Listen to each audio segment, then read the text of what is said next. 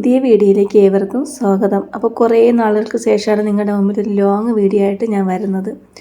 അപ്പോൾ നമുക്കിന്ന് നമ്മുടെ ട്രഡീഷണൽ ഫുഡായ ഓട്ടട എങ്ങനെയാണ് തയ്യാറാക്കുന്നത് നോക്കാം. ഇതൊന്നും ഇപ്പോൾ ആരും മെനക്കെടാറില്ല, കാരണം ഇതൊക്കെ ഇത്തിരി മെനക്കെട്ടൊരു പരിപാടിയാണ്. ഇപ്പോൾ ഉള്ള ന്യൂജൻ തലമുറയ്ക്കൊന്നും ഈ ഓട്ടടയൊന്നും അങ്ങനെ വലിയ വശമൊന്നും ഉണ്ടാവില്ല. ഇത് നമ്മുടെ കൊല്ലക്കാരുടെ ഒരു ട്രഡീഷണൽ ഫുഡാണ് ഈ ഓട്ടട എന്ന് പറയുന്നത്. അപ്പോൾ ഇതെങ്ങനെയാണ് തയ്യാറാക്കുന്നത് നമുക്കൊന്ന് നോക്കാം. ഇത് നമുക്ക് അരിമാവിലും ഗോതമ്പ് മാവിലും തയ്യാറാക്കി എടുക്കാം. ഞാനിവിടെ തയ്യാറാക്കി എടുക്കുന്നത് ഗോതമ്പ് മാവിലാണ്. നമുക്ക് ഇതിനായിട്ട് ശർക്കരയും തേങ്ങയും കൂടെ വേണം ഗോതമ്പ് മാവിൻ്റെ കൂടെ. എങ്കിൽ നമുക്ക് വീഡിയോയിലേക്ക് പോകാം.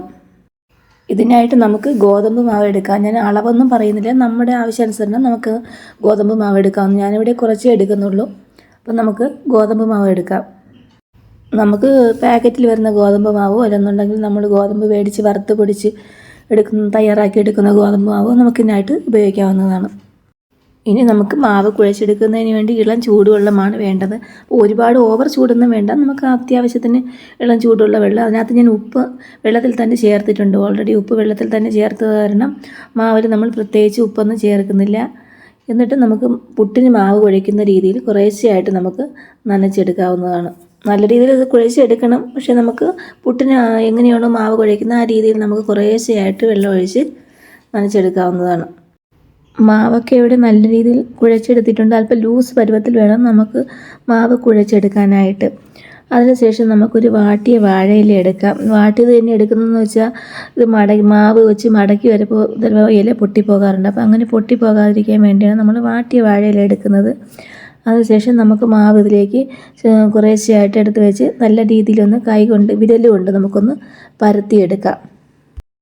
ഇനി നമുക്ക് വേണ്ടത് തേങ്ങയും ശർക്കരയുമാണ്. ഞാൻ അളവ് പറയുന്നില്ല, നിങ്ങളുടെ മധുരത്തിനനുസരിച്ച് ആവശ്യമായ ശർക്കരയും ഇതിനകത്ത് ചേർക്കാവുന്നതാണ്.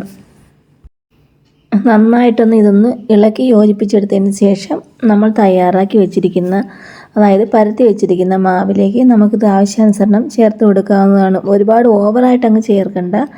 നമ്മുടെ ആവശ്യാനുസരണം നമുക്കിതിലേക്ക് ഇതിൻ്റെ ഫില്ലിങ് ചേർക്കാവുന്നതാണ്. പരത്തി വെച്ചിരിക്കുന്ന മാവിനെ നമുക്ക് ഈ രീതിയിലൊന്ന് മടക്കിയെടുക്കാം. ഇനി ഇലയുടെ മുകളിൽ വെച്ച് നമുക്ക് ചെറുതായിട്ടൊന്ന് അമർത്തി കൊടുക്കാം. തണുത്ത വെള്ളമൊക്കെ കുടിച്ച് എൻ്റെ തൊണ്ടയെല്ലാം പോയിരിക്കണം, അതുകൊണ്ടാണ് ശബ്ദത്തിനൊരു ക്ലിയർ ഇല്ലാത്ത. എല്ലാവരും ഒന്ന് ക്ഷമിക്കണം കേട്ടോ. പിന്നെ ഇതെല്ലാം ഒരു കൈ കൊണ്ട് ഫോൺ പിടിച്ച് ഒരു കൈ കൊണ്ട് ഇത് ചെയ്യുക എന്ന് പറഞ്ഞാൽ അല്പം റിസ്ക്കുള്ള പരിപാടിയാണ്. നല്ലൊരു സ്റ്റാൻഡില്ലാത്ത കുഴപ്പമാണ് കേട്ടോ. അപ്പോൾ എല്ലാവരും അതെല്ലാം അവിടെ കൂട്ടി എല്ലാവരും ഒന്ന് ക്ഷമിക്കണം. ഇനി നമുക്കൊരു ഉരട്ടിച്ചട്ടി വേണം കേട്ടോ. ഇതിനായിട്ട് നമുക്ക് മെയിനായിട്ട് വേണ്ട ഉരട്ടിച്ചട്ടിയാണ്. ഫ്രൈ പാനിലൊക്കെ വെക്കാം, പക്ഷേ ഇതിൻ്റെ ടേസ്റ്റ് നല്ലൊരു ഇതൊക്കെ വരുന്നുണ്ടെങ്കിൽ നമുക്ക് ഉരട്ടിച്ചട്ടി തന്നെ വേണം. ഇത് നമുക്ക് മേടിക്കാൻ കിട്ടും. നമ്മൾ ഉരട്ടിച്ചട്ടി എന്ന് പറയുമ്പോൾ തന്നെ നമുക്ക് ഇതുപോലത്തെ മൺചട്ടി നമുക്ക് മേടിക്കാൻ കിട്ടും. അപ്പോൾ എന്നിട്ട് നമ്മൾ തയ്യാറാക്കി വെച്ചിരിക്കുന്ന ഈ ഓട്ടടയുടെ മാവ് നമുക്ക് ഇതുപോലെ നമുക്ക് വെച്ച് ചുട്ടെടുക്കാവുന്നതാണ്, അതായത് വേവിച്ചെടുക്കാവുന്നതാണ്. രണ്ട് സൈഡും നമുക്ക് മറിച്ചും തിരിച്ചും നമുക്ക് വെച്ച് ഇത് വേവിച്ചെടുക്കാവുന്നതാണ്. അപ്പോൾ ഇല കരിഞ്ഞ് വരും. ആ സമയത്ത് നമുക്ക് ഇല അങ്ങ് മാറ്റി വെച്ചതിന് ശേഷം നമുക്ക് ഓട്ടട എടുത്ത് ചട്ടിയിലോട്ട് വെച്ച് നമുക്ക് വേവിച്ചെടുക്കാവുന്നതാണ്. അപ്പോൾ ബാക്കി വരുന്ന ഓട്ടടയും ഈ രീതിയിൽ നമുക്ക് തയ്യാറാക്കി എടുക്കാവുന്നതാണ്. അതിനുശേഷം നമുക്കിതിനെല്ലാം ഒരു പാത്രത്തിലേക്ക് മാറ്റി വൈകിട്ട് കട്ടൻ ചായയുടെ കുടിക്കാൻ ഏറ്റവും ടേസ്റ്റി ആയിട്ടുള്ള ഒരു പലഹാരമാണ്. സമയം കിട്ടുമ്പോൾ നിങ്ങളൊന്ന് ട്രൈ ചെയ്ത് നോക്കണം. നമ്മളെല്ലാം ഫാസ്റ്റ് ഫുഡിൻ്റെ പിറകെ പോകുമ്പോൾ വല്ലപ്പോഴുമൊക്കെ വൈകിട്ട് സ്കൂൾ വിട്ട് കുട്ടികളൊക്കെ വരുമ്പോൾ ഇതുപോലെയുള്ള പലഹാരങ്ങളൊക്കെ ഉണ്ടാക്കി കൊടുക്കുന്നത് ഏറ്റവും നല്ലതാണ്. അപ്പോൾ വീണ്ടും കാണുന്നവരേക്കും ബൈ ബൈ.